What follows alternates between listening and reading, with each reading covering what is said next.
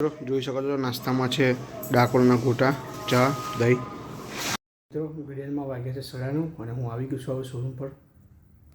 તો મિત્રો ઘડિયાળમાં વાગ્યા છે 1:30 અને હવે મને ભૂખ લાગી છે એટલા માટે હું બેકિંગ સ્ટેશન આવ્યો હતો કોપ લેવા. તો પછી આપણે મળીએ સીધા આગળ. તો ઘડિયાળમાં વાગ્યા છે 3 હવે હું આવી ગયો છું ચા લેવા માટે. જોઈ શકો છો ચા બની રહી છે હજુ.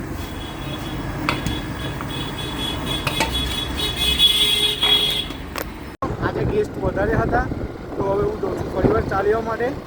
તો બ્લોગમાં બન્યા રહેજો. તમને બ્લોગ ગમતો હોય તો લાઈક, શેર અને સબસ્ક્રાઈબ જરૂર કરજો. તો મિત્રો હવે ઘડિયાળમાં વાગ્યા છે 6 અને હું જઉં છું હવે ઘરે. તો મળીએ આપણે સીધા.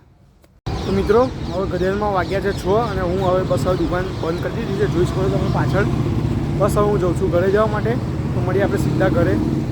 આજે ગેસ્ટને અમુક વધારે હતા એના માટે મારે લેટ થયું છે, રવિવાર હતો. સો મળીએ આપણે ઘરે. વાગ્યા છે 6:30 હું આવી ગયો છું ઘરે. બસ તો હવે હું થોડી વાર ટીવી જોઈશ, માઇન્ડ ફ્રેશ કરીશ. તો મળીએ આપણે બ્લોગમાં બન્યા રહેજો. હવે હું અને મારા મિત્રો જઈએ છીએ બહાર સિટીમાં ફરવા માટે. તો મળીએ આપણે સીધા ત્યાં.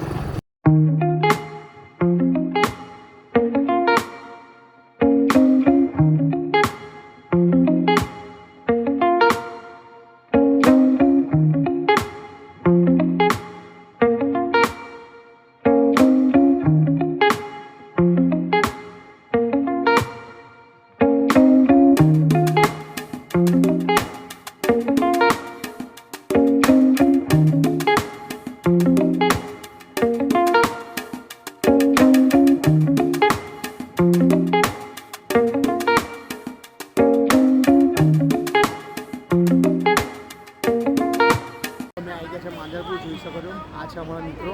બસ હવે અમે આવી ગયા છે, જોઈ શકો છો. તો હવે અમે ઓર્ડર કરી દીધો છે, જોઈ શકો છો. હવે અમે ખાઈએ છીએ. તો મળીએ આપણે સીધા પછી આગળ. અમે ખાઈને નીકળી ગયા છે ઘરે જવા માટે.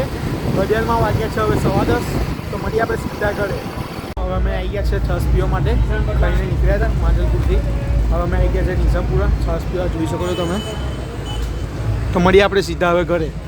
તો મિત્રો વાગ્યા છે ઘડિયાળમાં 11 અને હું આવી ગયો છું ઘરે. બસ તો હવે હું સુવા જાઉં છું. તો મળીએ આપણે સીધા કાલના વ્લોગમાં. જય દ્વારકાધીશ.